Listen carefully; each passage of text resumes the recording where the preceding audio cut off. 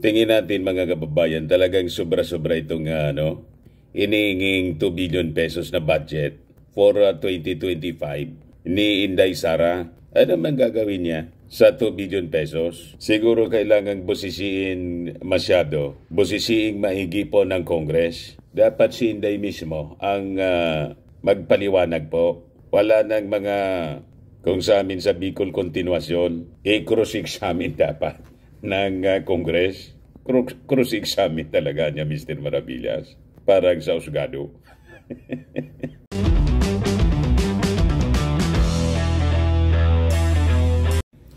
Si Inday mga kababayan, humihingi ng 2 billion pesos na budget para sa kanyang opisina sa Office of the Vice President. Humihingi siya sa Kongreso. Yan po ang balita dito. Sara Duterte 6 2 billion OBP budget for 2025. Di ano niya, Mr. Maravillas? Dapat bang pagbigyan ng Kongreso yung hinihinging napakalaking budget ni Inday? Dapat siguro po pag-aralang mabuti. Kasi ang hinihingi po ni Inday na budget, sobra kadoble sa dating budget mga kababayan noon ng Office of the Vice President sa panahon po ni Leni Robredo.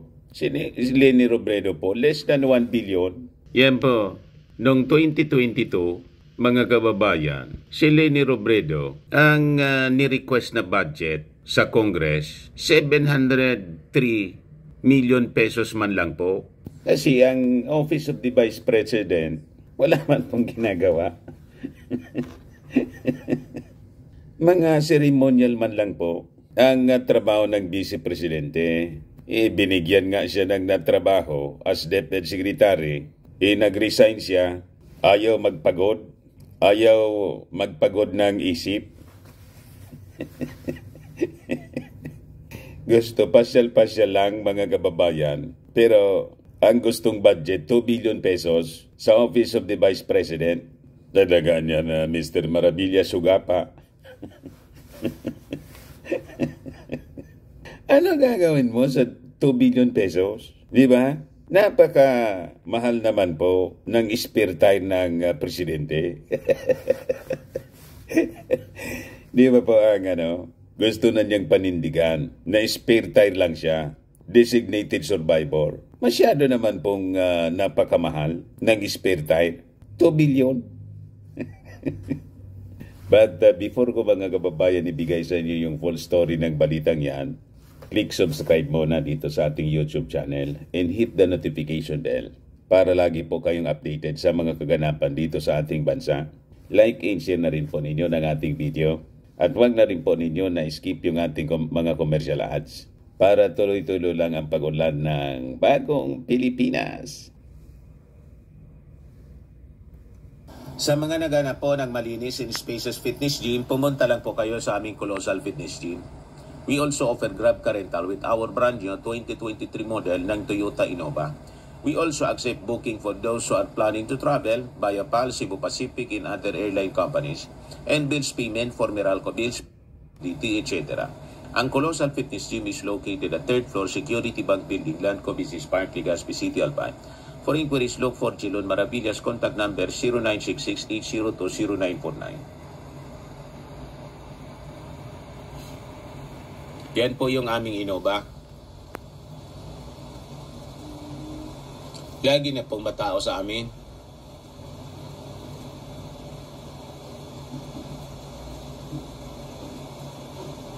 Ito yung mga bago naming clients.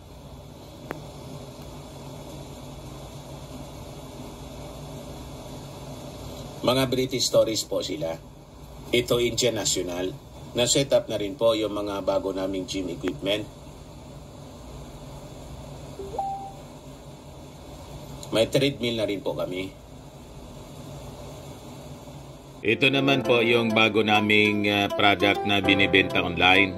Eye Glow Serum, whitening po siya. Tingnan ninyo yung epekto sa aking anak na architect before and now. Yung mga inquiries po ninyo, dumiretso na lang kayo sa kanyang Facebook account, Riz Maravillas.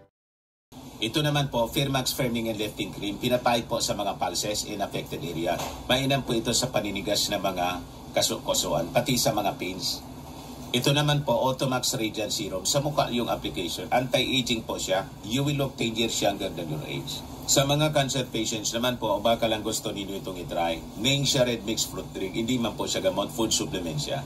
Kaya lang, gawa siya mga kababayan sa goji berry. Yung goji berry, may anti-cancer properties. Yung mga inquiries ninyo, dumiritso na lang kayo sa aming messenger sa Facebook para masagot namin agad. Ayos pa? Ayos pa. Ayos na ayos niya, Mr. Maravillas. Di balikan natin yung ating kwento, mga kababayan. Tingin natin, mga kababayan, talagang sobra-sobra itong inihinging 2 billion pesos na budget for 2025 ni Inday Sara. Ano man gagawin niya sa 2 billion pesos? Siguro kailangang busisiin masyado. Busisiing mahigi po ng Congress. Dapat si Inday mismo ang magpaliwanag po. Wala nang mga, kung sa amin sa Bicol kontinuasyon, cross-examine dapat ng Congress. Cross-examine talaga niya, Mr. Maravillas. Parang sa usgado. Ano ba? Pera yan ang bayan. Hindi nga niya na ipaliwanag ng maayos yung confidential funds kung paano niya ginastos in 11 days po, mga kababayan. So, alangan man, bibigyan pa siya ng special treatment. Unang-una, wala man pong magandang contribution si Inday sa atin pong bansa. Sige lang ang pakyot po.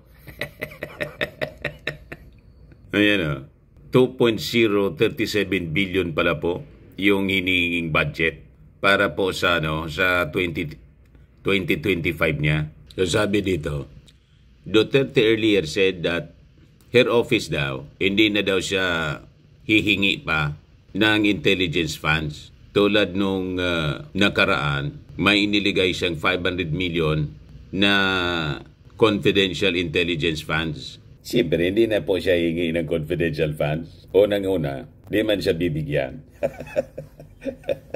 Sigurado po, reject sa Kongreso. So sabi dito, kasama daw sa 2 billion budget proposal ni Inday. Ang breakdown niya, 188 million para sa pasweldo, personnel services, 1.7 billion para sa maintenance and other operating expenses.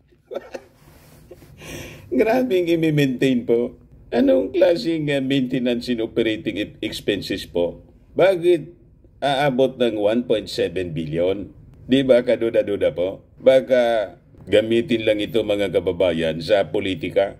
Tapos 56 million for capital outlays. So may mga bibilhin, mga kababayan, na kung ano-anong mga gamit amounting to 56 million. Kailangan pong idetalye. At ito ba ay talagang kailangan ng kanyang opisina? Hindi pwede yung general description lang po ng pagkakagastosan. Dapat nakadetalye. Kasi nga po, this is from the taxes of the Filipino people. Yung ating mga kababayang Filipino po, hirap sa paghanap ng pera para sa pangangailangan ng pamilya. Pagkatapos, si Inday, ang dali lang niyang mag-request ng 2 billion pesos para sa operation ng kanyang opisina at 1.7 billion para sa maintenance and operating expenses niya. Ano itong i-maintain niya na kailangang gastosan ng 1.7 billion? Di ba?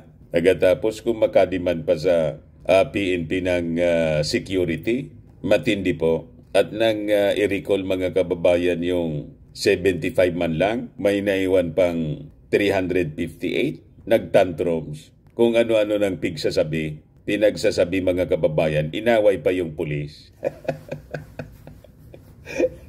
Tapos inakusa pa yung PNP, kinikasing daw yung kanyang bahay. Di ba? Pag ganyan ang pag-uugali ng opisyal, talagang napakahirap pagbigyan ng ganyan kadali yung mga request na tingin natin, mga kababayan. Excessive po. Bakit nasabi nating excessive? Imagine, more than double sa dating budget ng Office of the Vice President. 700 million lang po yung budget. 2022, yun ang request niya, Yun lang ang hiningi ni Robredo. 703 million budget for 2022 ng kanyang opisina na mas bababa pa sa unang budget niyang 900 million. You see? Kung si Leni Robredo po, pababa yung budget niya, si Inday po, palobo. Talagang ang hilig mga kababayan gumastos ng pera ng bayan. Di ba? Tingnan ninyo yung comparison niya. Of this figure, yung 703 million na ni-request in 2022 ni Leni, 558.8 million para sa maintenance and operating expenses. So yung MOE ni Leni, 500 million lang. Si Inday 1.7 billion. Matindi. Tingnan ninyo. Yung personal services niya, 139.6 million lang. Si Inday po, 188 million personal services. Talagang matindi po. Ang daming tao niya. Di ba? Tapos yung capital outlays, yung para sa mga bibili na mga gamit po, yung budget na linagay, ni-request ni Leni Robredo, 3.7 million pesos lang. Oh. Si Inday po, 56 million. Matindi. Ayan 56 million, 400,000 ang capital outlays niya. Ano na lang yung pagbibibilhin niyang mga gamit po sa Office of the Vice President? Bakit ganon karami po ng pera na gusto niyang hingin sa Kongreso? Tingnan ninyo. The Office of the Vice President Staffing Summary Report also showed that Duterte will receive a total of 3,983,000 in salary for 2025. Logi talaga po. Wala bang ginagawa? 3 million. 3 million plus yung sinisweldo pero wala mang ginagawa po. Namimirwisyo pa. Sige lang ang tantrums. Napakamahal naman po ng sweldo ng tantrums queen. Di ba? Sabi dyan, her chief of staff will receive 2,270,000 in salary, while the assistant chief of staff will receive 2,900,000 for next year. Grabe po. Loging-logi mga kababayan kay Inday ang ating mga mamamayang Filipino. Dapat po ang panawagan na natin sa pagbalik ni Inday dito sa Pilipinas. Kasi hindi pa yata umuwi. Inday resign na po. Hindi na sa DepEd Secretary lang. Kasi nag-resign na siya sa DepEd. Okay na. Tahimik na ngayon yung DepEd po. At full of hope yung ating mga mag-aaral. So, sa Office of the Vice President na lang po, kailangan siguro Inday resign na po. Kasi nagiging threat lang siya mga kababayan sa ating Pangulong Bongbong Marcos na tuloy-tuloy ang pagnanais na maisaayos po yung ating bansa. And in fact po, kahit yung mga dating opponent niya, political opponent niya, tulad po ni Coco Pimentel, maganda na po yung sinasabi. Kahit doon sa kanyang kontrasona. Ayan po dito. In kontrasona, Pimentel shares proposals to Marcos. Ano sabi dito? Sabi ni Coco Pimentel, yung ating Pangulong Bongbong Marcos has delivered his best State of the Nation address or so na yet. Pero sa kanyang kontrasona, Pimentel took his time to enumerate what the Marcos administration should focus on addressing.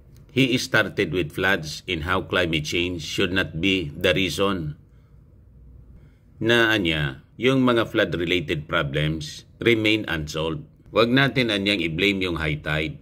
There is no flood control project that deals with low tide only, nor can the blame be passed on the raging water because it is not already included in the definition of flood. In-emphasize niya mga kababayan yung poor flood management not only sa mga probinsya daw kundi sa Metro Manila.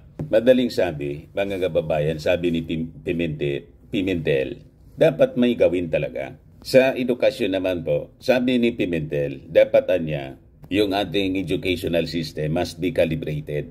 On health sabi ni Pimentel, marami na-mention si Marcos.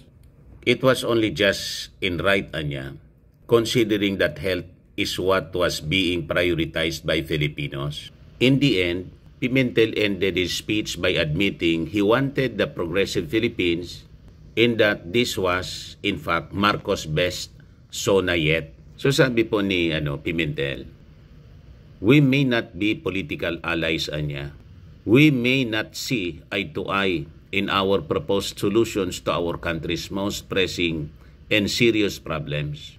But that SONA delivered by the President, convinced me of these things, that President Marcos loved his country and that he is trying his best. Sabi po ni Pimentel, di ba? Nakakatuwa na ang isang opposition leader po, kumbinsido siya na yung ating Pangulong Bongbong Marcos may totoong pagmamahal sa ating bansa. And our President is trying his best para maayos po yung ating bansa at ang buhay ng ating mga mamamayang Filipino. Di ba? Approve na approve? Ayos na ayos po. Para niya, Mr. Maravilla, sinampal niya, Sinampal ni Coco Pimentel yung mga nausog. Back to back na sampal. Kasi yung mga nausog, pinalalabas, yung mga Duterte na lang po ang may pagmamahal sa ating bansa. Baligtad po. Kaya nga po yun, kinaso na ni Trillanes yung mga Duterte. Damay pati yung asawa ni Inday. Yung kaso po, may relasyon pa sa war on drugs. Kasama si Pulong. Tapos may isa pa po, Tungkol naman po sa frigate scam. I'll be filing another plunder case kay Duterte at Bongo tungkol doon sa frigate scam wherein ang binayaran ng Philippine Navy was not what was stated in the contract. They promised specific first-class equipment pero yan ang ginawa. Tapos ito yung kahapon, nirevive ni Trillanes yung kaso. May relasyon sa pagpalusot ng shipment ng droga po, ng shabu. So, yun man lang po, mga kababayan, ang mga mainit na balita ngayon. Ako po si Dante Maravillas. Bye-bye. God bless.